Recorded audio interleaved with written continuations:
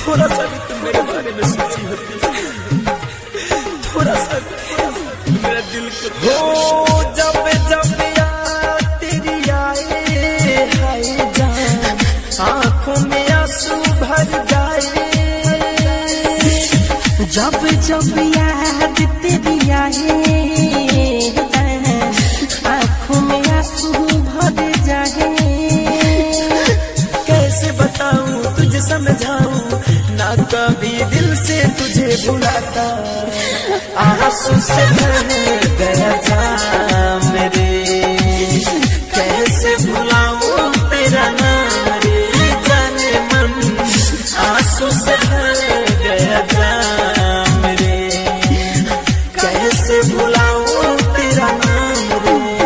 जब जब याद तेरी आए जाने मन, आंखों में आंसू भर जाए।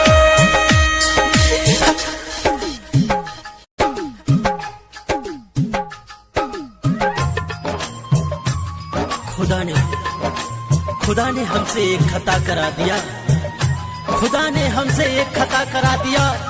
मुझे सलीम को तुझे अनारकली बना दिया। कहा कि जाओ ए मेरे अजीजो, जन्नत में प्यार का गुलशन खिलाना। कम वक्त तेरे इश्क ने मुझे शमशान पहुंचा दिया।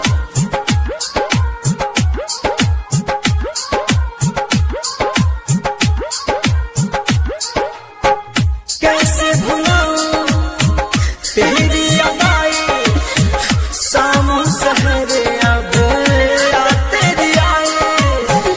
अब ये तो मिलना हो गया बेगाना, मैंने कभी ना सोचा न जाना। याद को तेरी भूल न पाए, जीना हुआ मुश्किल, मिलना यार सुबह शाम रे। कैसे भुलाऊं तेरा नाम मेरे जान, आंसू से भर गया जाम रे। कैसे भुलाऊं तेरा नाम मेरे।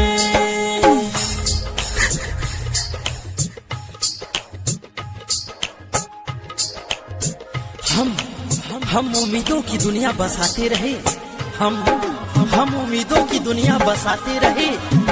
वो पल पल हमें आजमाते रहे। जब मोहब्बत में मरने का वक्त आया, जब मोहब्बत में मरने का वक्त आया, हम मर ही गए। वो मुस्कुराते रहे, वो मुस्कुराते रहे। हो तोड़ दी दिल को मेरे सनम ने, बहुत रुलाया अब तेरे गम ने। प्यार की ये मेरी ये है कहानी, हंसते ही आँखों में भर दिया पानी। लाइटर केस मिट धमन गए, श्याम को छोड़ दिया कमरे। आंसू से भर गया जाम रे, कैसे भुलाऊं तेरा नाम रे जान। आंसू से भर गया जाम रे, कैसे भुलाऊं तेरा नाम रे। जब जब याद तेरी आए जाने जा, आंखों में आंसू भर जाए। कैसे बताऊं तुझे समझाऊं, ना कभी दिल से तुझे भुलाता। आंसू से भर